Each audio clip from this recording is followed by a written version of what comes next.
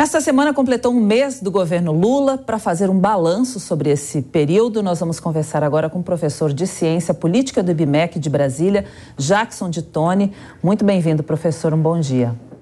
Bom dia, Cláudia. Bom dia aos teus telespectadores. Prazer estar aqui com vocês. Prazer é nosso em recebê-lo, professor.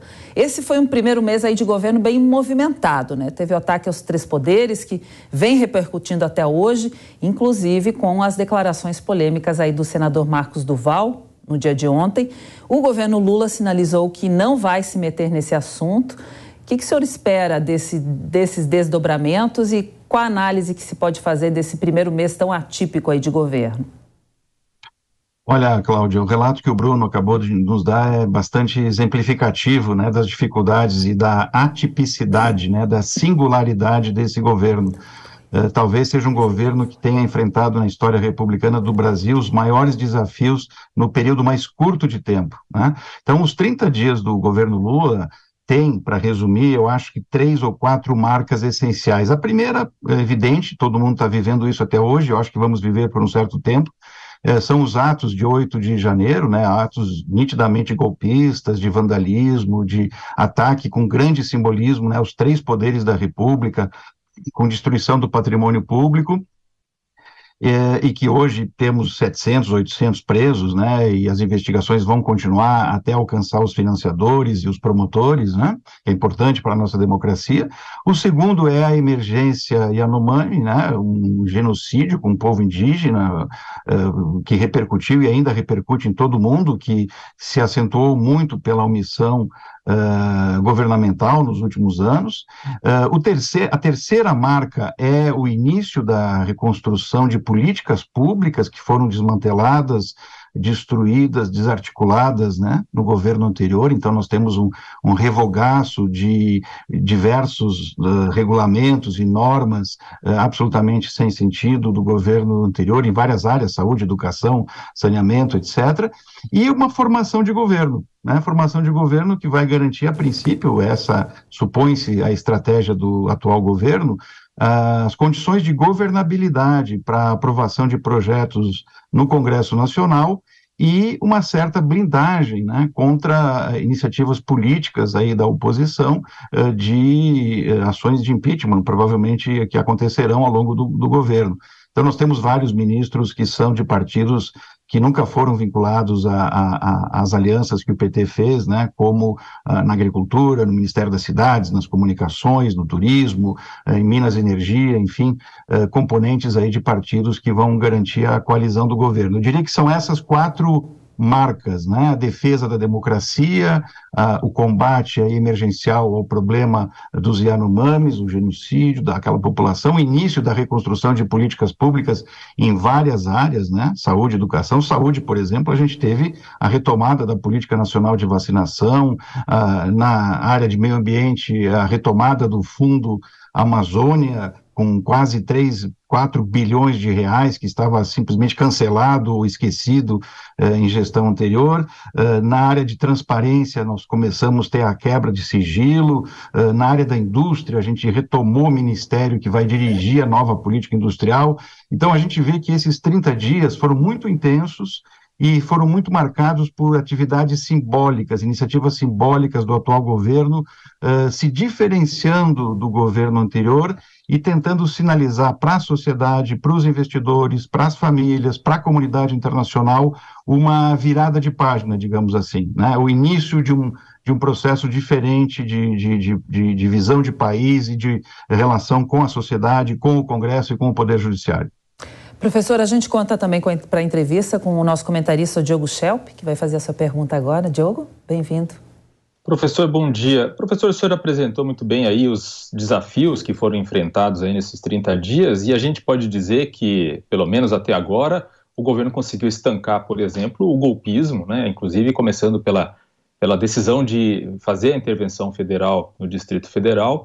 E a questão da governabilidade, né, que com a eleição de Pacheco e Arthur Lira e todas as articulações são muito importantes e são um pontapé inicial que apontam para uma relação positiva. Mas eu gostaria de lhe perguntar o seguinte, Diante de todos esses fatores, há outros fatores que o senhor considera que foram derrapadas do governo nesses 30 dias? Quais teriam sido, digamos, os pontos mais fracos, mais frágeis da administração até agora?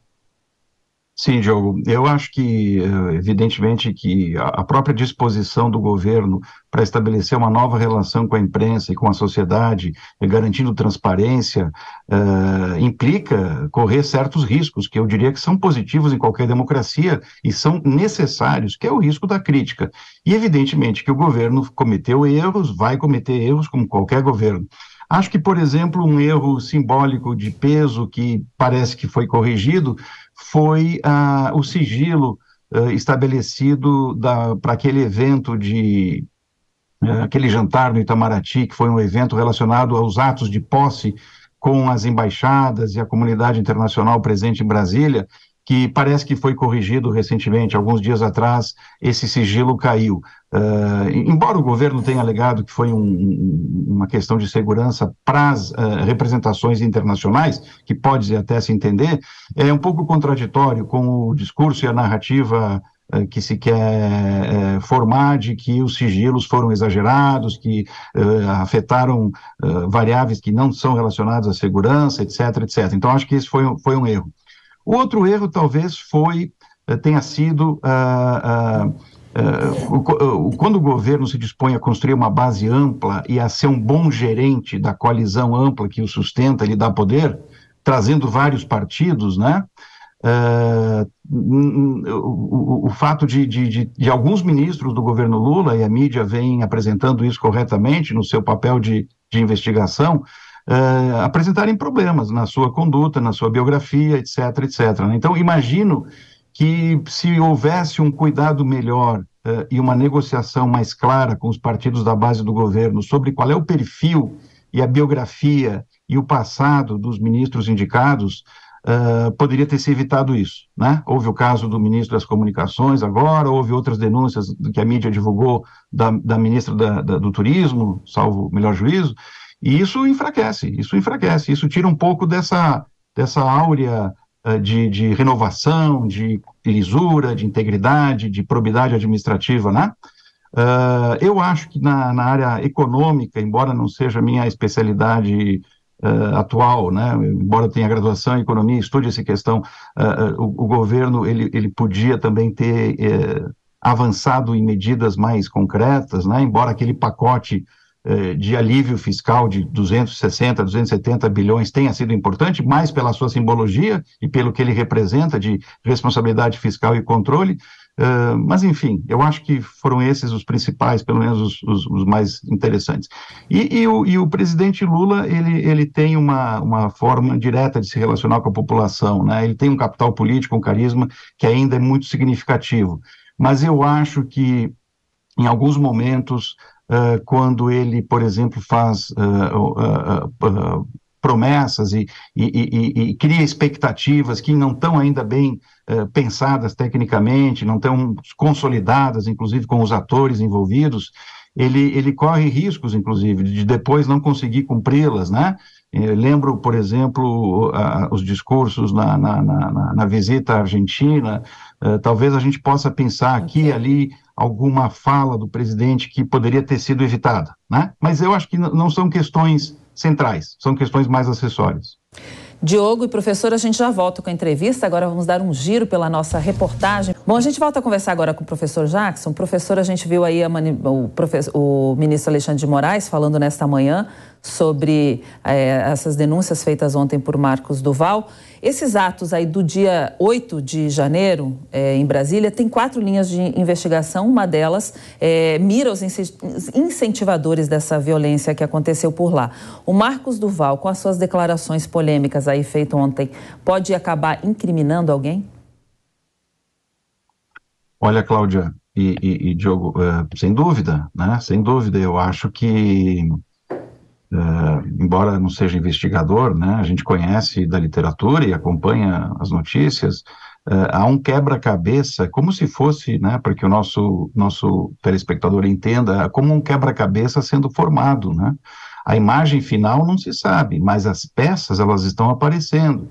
e elas começam a apresentar conexão de sentido, montando uma racionalidade lógica que aponta algumas conclusões, né?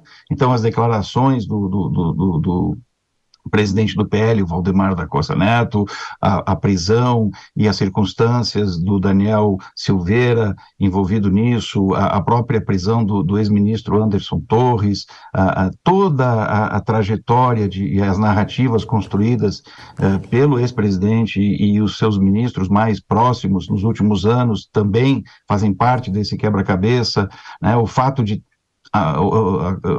todos os computadores do Palácio do Planalto terem sido formatados logo após as eleições, um fato absolutamente inusitado, inédito, né? Enfim, e agora com o senador Duval, né, que parece apresentar uma condição de ameaça pessoal, de ter sido manipulado, uma certa fragilidade emocional, uma espécie de desabafo, né, e que depois sofreu provavelmente pressões e voltou atrás várias vezes, né? Mas os peritos lá da Polícia Federal são investigadores experientes, né? Eles capturam as contradições, eles montam esse quebra-cabeça. Tudo indica que nos próximos dias, é uma questão de tempo, me parece, nós teremos aí as responsabilizações mais definidas, o andamento dos inquéritos e vamos poder passar limpo, né, essas anomalias todas que afetam o cotidiano do país, a boa relação entre os poderes, né, a tranquilidade dos investidores, das famílias, né. A gente precisa de segurança institucional, segurança jurídica, segurança democrática, para voltar a ter investimentos no Brasil, para voltar a ter governos normais, né, e relações normais entre sociedade e Estado. Diogo? Professor, existe uma expressão popular, né, que fala do barata voa, né, quando acontece alguma coisa aí é aquele pandemônio, né, e se a gente olhar as manchetes de hoje, né, a gente chama atenção a quantidade de declarações muitas vezes inverossímeis envolvendo esses episódios, né. Por exemplo, né, o depoimento de Anderson Torres, da Polícia Federal, em que ele disse que a tal da minuta que foi encontrada na casa dele era descartável e que ele não tem ideia de quem fez, né? Ele também disse no depoimento que ele perdeu o celular nos Estados Unidos porque estava desbaratinado, né, que estava atormentado, segundo o advogado dele. Aí teve o depoimento do Valdemar Costa Neto, né, que disse que, na verdade, era uma metáfora, aquela história de dizer que todo mundo tinha a minuta, né, ou coisa do tipo. E aí, essas inconsistências todas do Marcos Duval. O que isso representa, o que isso explica sobre o momento atual do bolsonarismo? É desespero? O que está acontecendo? Diogo, normalmente em organizações fechadas, né, em grupos fechados, né, se aplica muito esse raciocínio a seitas religiosas, a seitas mais ligadas aí a dogmas e tal. Nós não conseguimos descobrir o que acontece a menos que alguém que seja interno a essas organizações, por algum motivo, discordância, medo, crises, etc., exponha isso publicamente.